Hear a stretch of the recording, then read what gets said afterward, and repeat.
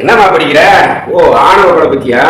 ஆமா, திருநெல்வேலி மாவட்டத்துல ஐடில ஒரு பையன் வேலை செய்யறான், கவின்குமார்னு சொல்லிட்டு. 2 லட்ச ரூபாய் சம்பளம். அது எத்தனை லட்ச ரூபாய் சம்பளம் வாங்கினாலும் அவங்க பணமா பேசுது. சாதி கண்ணுக்கு தெரியாத சாதிங்கிறது ஒரு மூலையில இருக்கிற ஒரு உணர்வு நம்ம கட்டமைச்சுக்கிற ஒரு. குழந்தை பிறந்ததுன்னா டயப்பர் கட்டி போட்டா அது ஆனா பெண்ணான்னு கூட கண்டுபிடிக்க முடியாது, தாயால கூட. அப்படி இருக்க இந்த சாதி எங்க இருந்து வந்துச்சு? கஷ்டப்பட்டு பெத்து வளர்த்து ஆளாக்கி ஒருத்தவங்களை படுகொலை பண்ணுனா அந்த செத்து போனவனோட குடும்பமும் அதை இழக்குது. நீ யாரு கொலை பண்றியோ அவனோட வாழ்க்கையும் தானே சேர்ந்து போகுது. இப்ப எல்லாம் ஒரு பிள்ளை 2 பிள்ளை பெத்துக்கிறோம் இல்லையா? அந்த 2 பிள்ளைங்கள்ல ஒண்ணு கொலை பண்ணிட்டு போயிருச்சுன்னா அது போய் ஜெயில உட்காரும். யாருக்காக கொலை பண்ணதா சொல்றாங்களோ அந்த பிள்ளைங்களோட வாழ்க்கையும் தான் போயிடும். காலத்துக்கும் கொலகார குடும்பம்னு சொல்லுவாங்க. அதாவது சிறு வயசுலயே ஒருத்தர் ஒரு ஈர்ப்பு வருது இல்லையா? அது எல்லா உயிர்க்குமான ஒரு உணர்வு. அந்த பருவத்துல வழி தவறி போயிடுறாங்க அப்படிங்கும் போது அவங்க வாழ்க்கையை எப்படி நடத்துவாங்க? இந்த வயசுல அது நல்லதா கெட்டதான்னு தெரியாது அப்படின்னு எடுத்து சொல்லி அதை பிரிச்சு வைக்கலாம். கொஞ்ச நாள் போறோம்னு சொல்லலாம். அவங்களே புரியும் போது விலகிக்குவாங்க.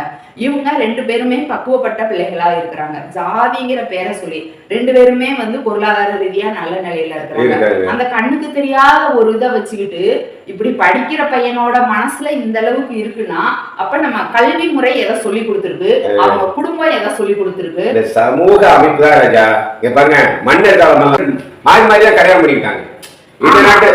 அதாவது மண்ணுக்காகவும் சண்டை வரக்கூடாதுங்கிறதுக்காகவும் எல்லா சாதியிலையுமே கல்யாணம் பண்ணிக்கிறாங்க. வேற நாட்டு பிள்ளைங்களை எல்லாம் இங்க இருந்து நம்ம கம்போடியா அந்த பகுதியில எல்லாம் கூட கல்யாணம் பண்ணிக்கிறாங்கன்றாங்க.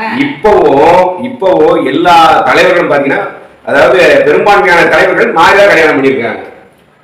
அவங்களோட வாழ்க்கைய வாழக்கூடிய தகுதியோட இருக்கும்போது தனக்கு சரியா இருக்கும் அப்படின்னு பொருத்தமா கல்யாணம் பண்ணிக்கிறாங்க.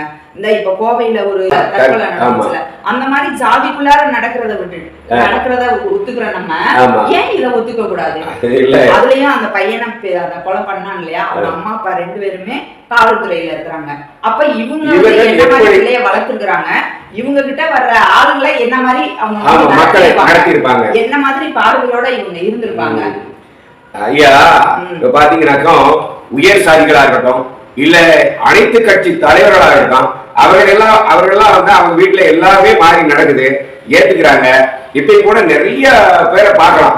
சரிங்களா? இப்ப இந்த திரைத்துறைகள் எல்லாம் பாத்தீங்கன்னாக்கா எல்லாம் கிராமப்புறங்கள்ல இருந்து வர்ற நடிகர்களோ இயக்குநர்களோ எல்லாருமே உயர் சாதியை தான் கல்யாணம் பண்ணிருக்கிறாங்க.